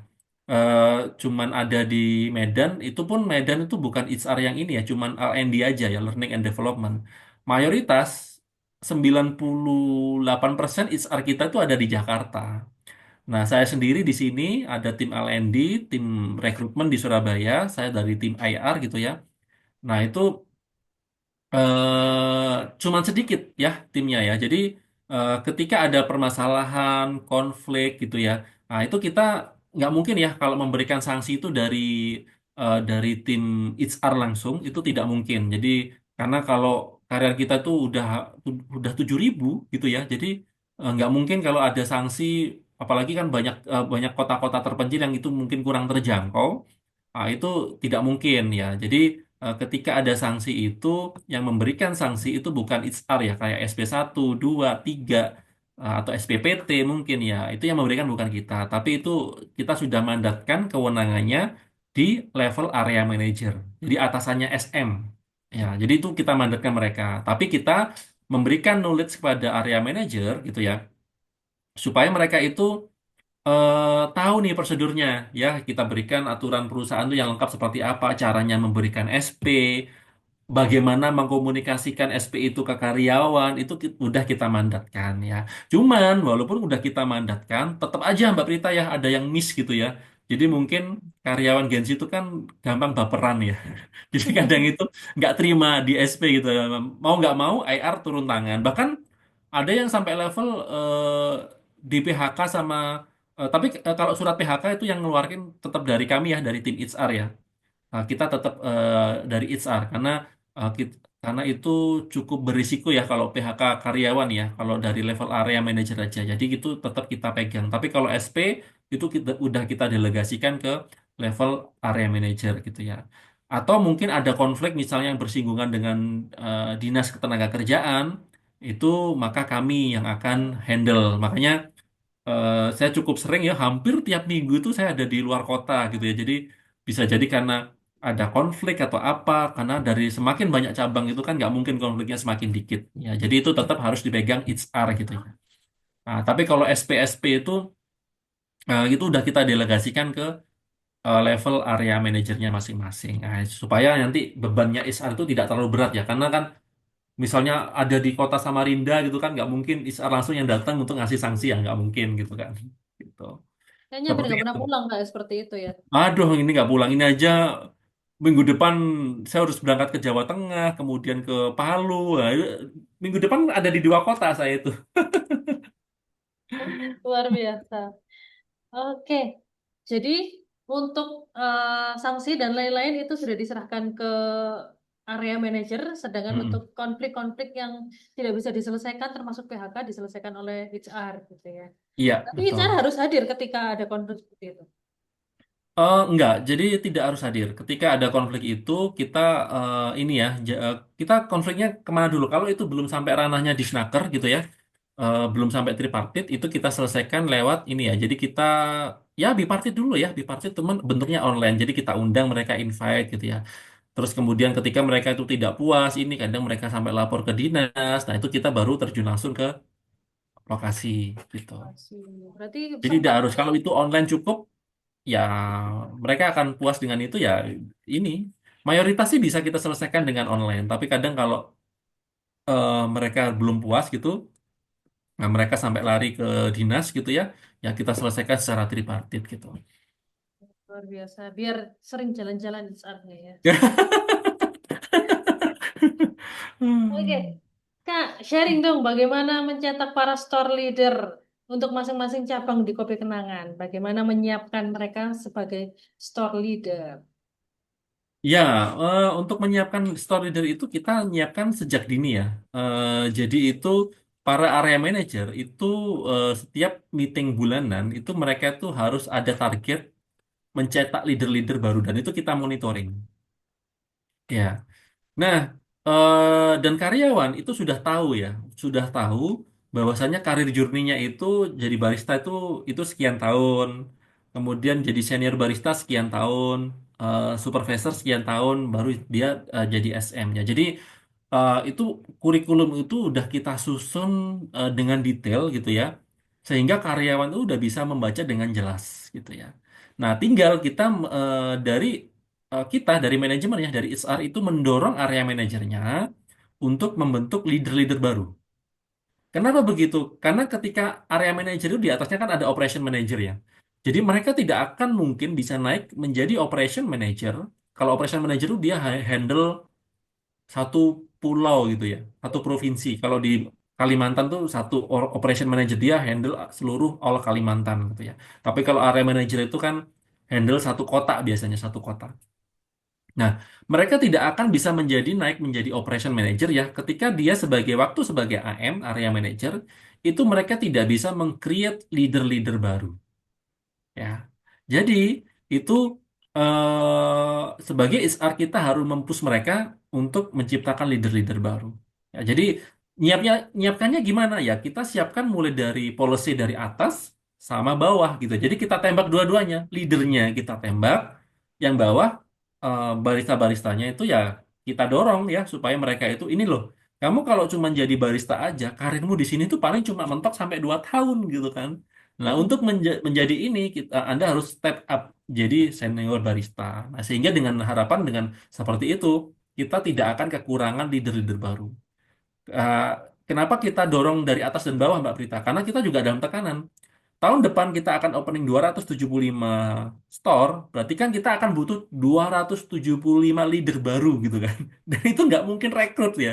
Makanya kita siapkan dari sekarang. Jadi yang senior barista, ayo kita dorong lagi nih menjadi supervisor gitu kan. Ayo ini course-nya yang belum diselesaikan, selesaikan. Area manager juga begitu. Loh kamu mana nih calon-calon leader? Nah, itu kita tagih dalam ini ya. Setiap bulan itu ada meeting monthly ya.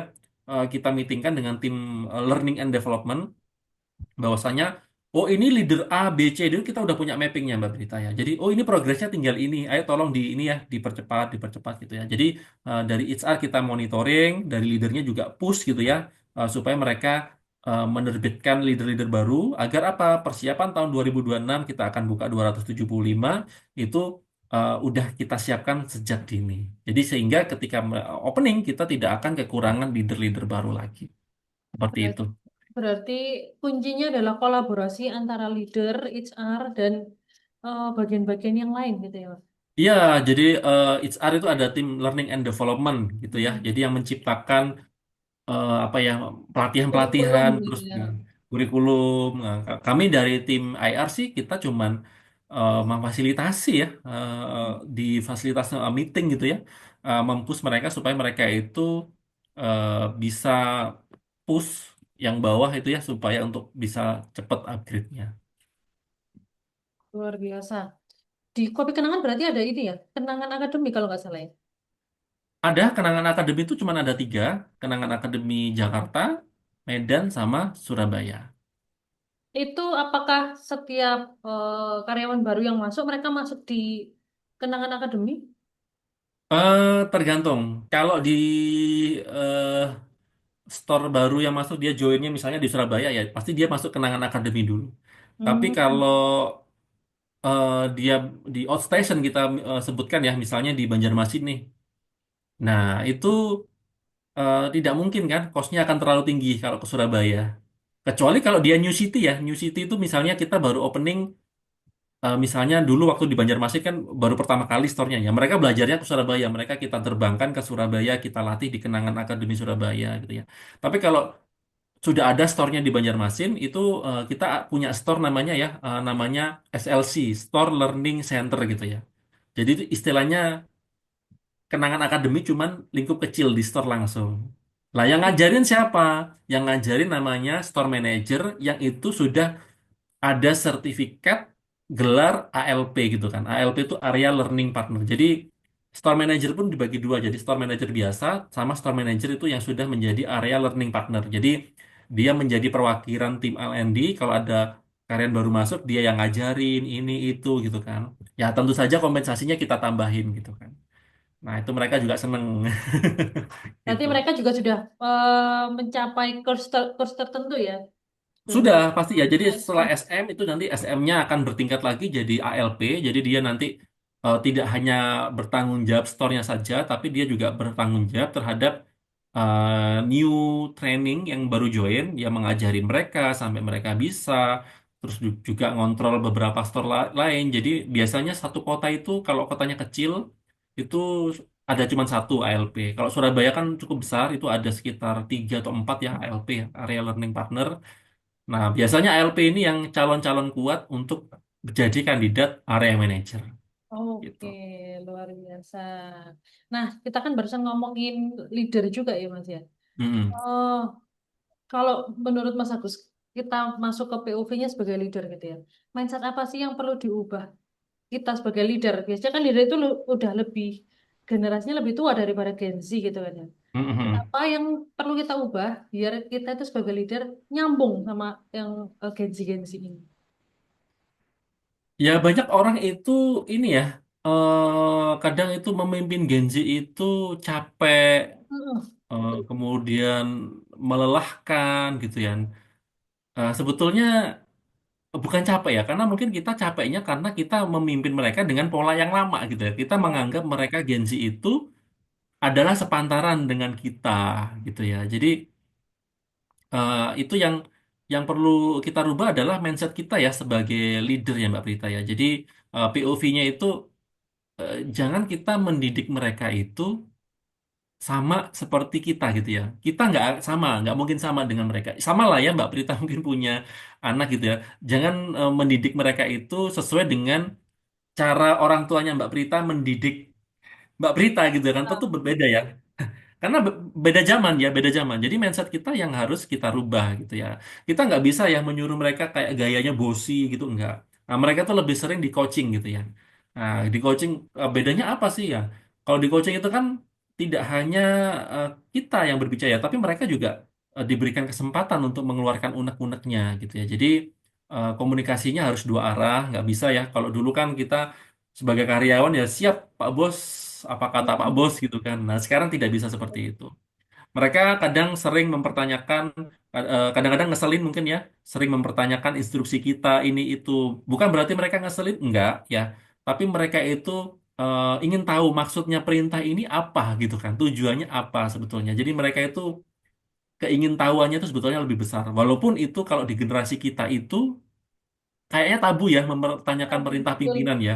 Hmm. Tapi mereka kan enggak, mereka nating tulus saja nanya ya. Hal-hal yang tabu yang itu di masa lalu itu kita itu dianggap tabu, sekarang itu enggak. Ya, makanya yang lebih sulit itu justru kita para leader yang sekarang itu memimpin Gen Z itu justru kesulitannya sekarang pada kita gitu ya. Mau nggak kita terbuka sama perubahan? Kita itu butuh mereka. Ya, jadi kita itu butuh mereka dengan segala kekurangan ya, kekurangannya, minusnya, apalah gitu ya. Tapi mereka itu ingat punya kelebihan yang itu kita nggak punya. Ya, maka mau tidak mau kita sebagai leader itu harus open minded ya, terbuka sama perubahan gitu ya. Karena kalau enggak capek sendiri kita Mbak Prita ya. Betul. Hmm. Jadi kita harus mengikuti pola pikirnya mereka gitu. Iya, iya, iya betul. Ya, kadang mungkin kita tersinggung, aduh ini kamu yuk kan karyawan baru gitu ya. Kok Hmm. ini gini-gini. Ya, kadang kan mungkin awalnya begitu. Dulu ya saya sempat kepikiran gitu, tapi lama-lama kalau kita pikir-pikir, aduh capek juga ya. Jadi kita mindsetnya harus kita rubah gitu.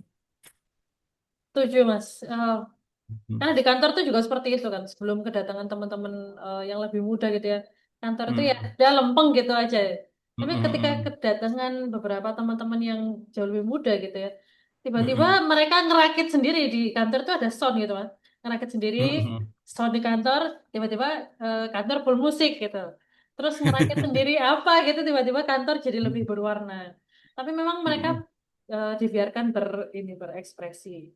Ya, ya yang penting kita bisa memberikan ruang ya kepada mereka untuk mengekspresikan ide-ide mereka yang suka ngonten gitu juga ini Betul. gitu kan kita hargai bahkan ini banyak konten-konten mereka itu yang lewat itu malah bukannya kita tegur atau apa malah kita jadikan duta mereka mereka Iya. kita kasih reward kontennya bagus yang itu bisa apa ya mengharumkan nama baik kakak itu malah kita kasih reward itu Mbak Berita. Jadi Hmm. begitu, wah kok kontennya bagus, ya kita hubungin anaknya, kamu kok bisa bikin konten gini, bisa bikin lagi nggak yang lebih bagus? Kita challenge mereka Oh, dan kita jadi appreciate. pakai endorsement gitu ya, Mas? Iya, kita appreciate mereka mau nggak jadi brand ambassadornya Kopi Kenangan gitu Oh, kan? Oh, kita cuma ngeluarin biaya nggak mahal itu, tapi mereka udah seneng karena merasa bukan nominalnya mereka yang ini, tapi mereka ada perasaan, oh ternyata ini kontenku tuh dihargai. dihargai ya. Ternyata ini dibutuhkan sama perusahaan gitu. Betul. Ada rasa bangganya juga. Nah, ada ini Mas dari Pak Joko. Kopi Kenangan versus Janji Jiwa atau kompetitor lainnya, apa yang menurut Mas Agus beda dalam pengelolaan SDM-nya?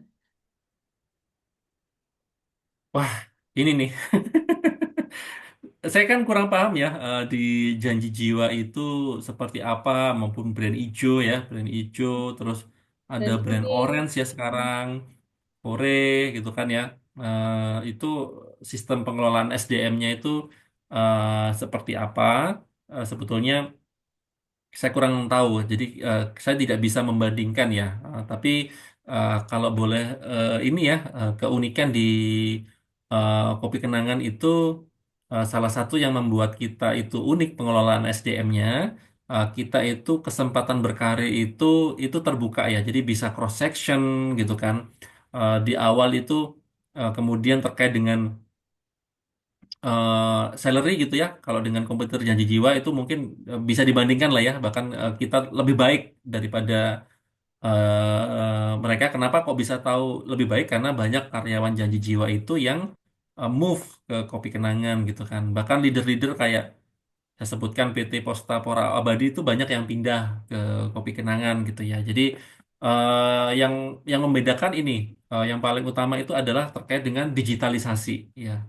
Yang itu mayoritas belum ada gitu ya. Jadi HRS kita itu udah selangkah lebih maju daripada kompetitor kita. Jadi kita udah paperless banget ya, pengajuan cuti ini, membuat schedule itu udah paperless, persetujuan approval itu udah paperless, digital semua. Absensi udah digital semua. Jadi kita sekarang memanfaatkan teknologi gitu ya, karena karyawan semakin banyak, semakin nambah. Tentu aja kalau nggak diimbangi dengan teknologi yang mumpunin itu kita sebagai HR, waduh pasti akan kewalahan nih ya. Walahan banget. Hmm. Betul. Kemudian ada Bu Dona. Wah, Bu Dona, apa kabar Bu Dona? Lama nggak berjumpa ya. Wah, ini Bu Izin, Dona painting sus ini ya. iya betul.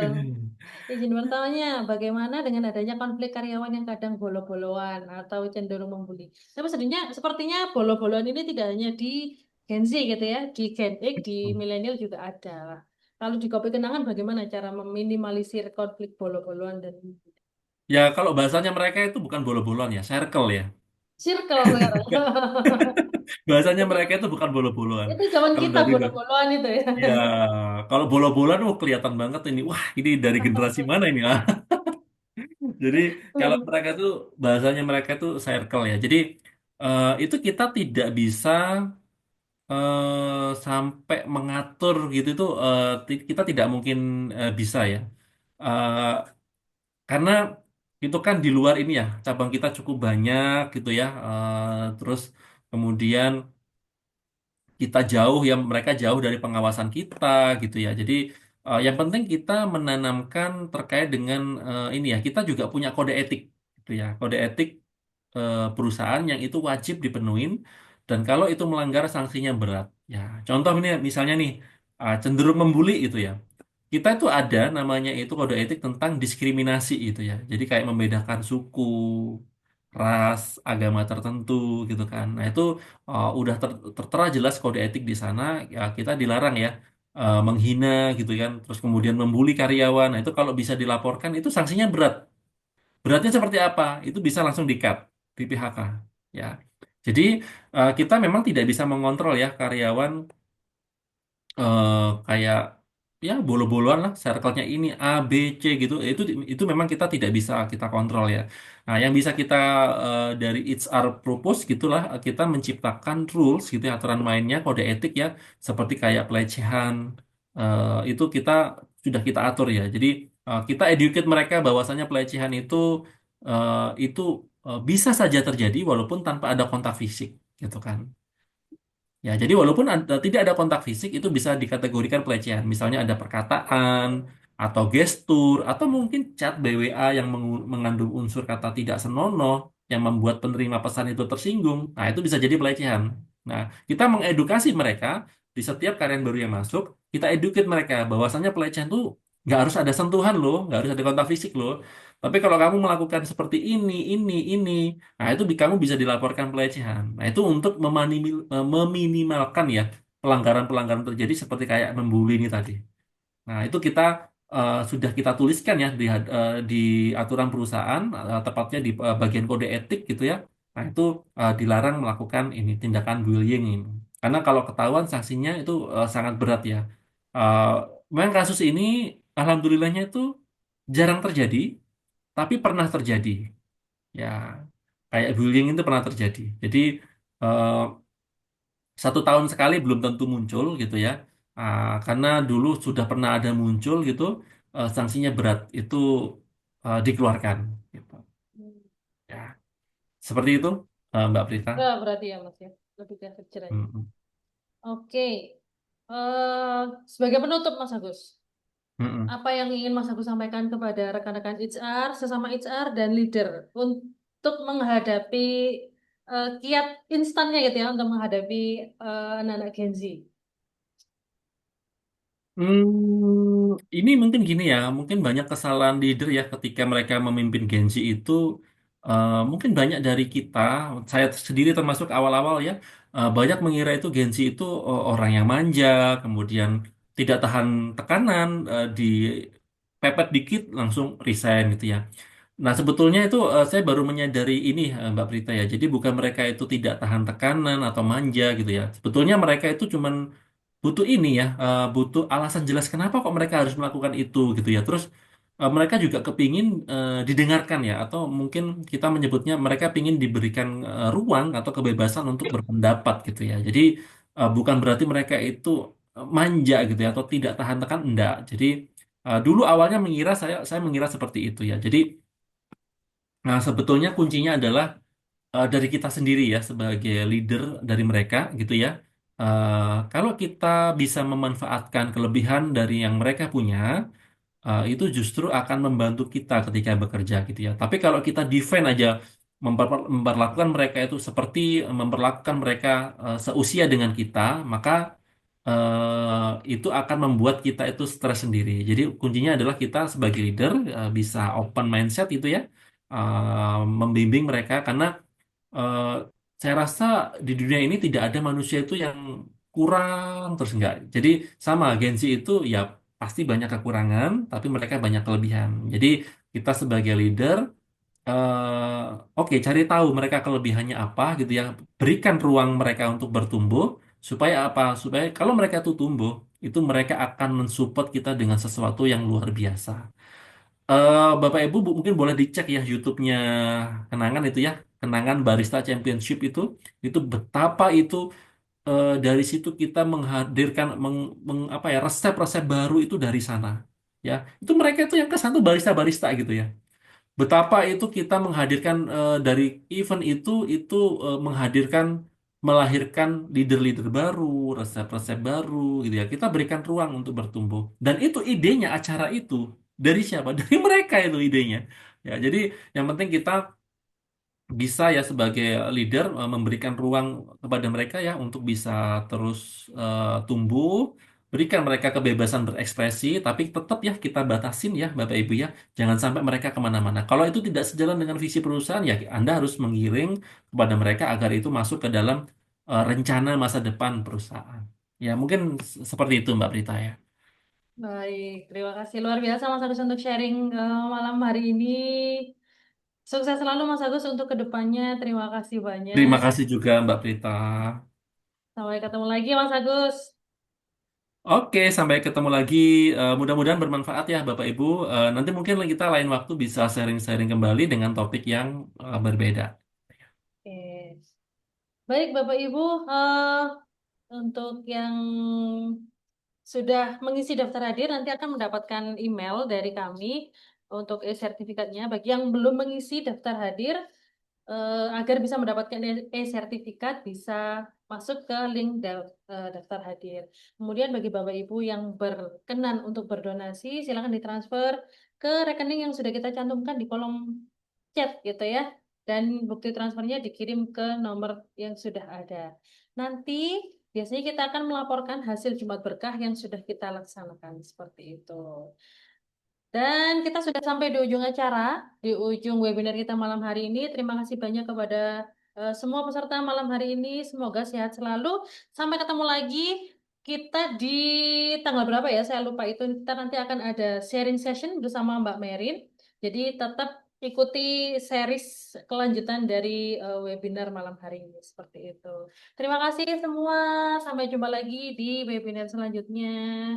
Diperkenankan untuk meninggalkan Zoom. Jangan lupa di-capture dulu untuk eh, daftar hadir dan rekening donasinya bagi yang berkenan berdonasi.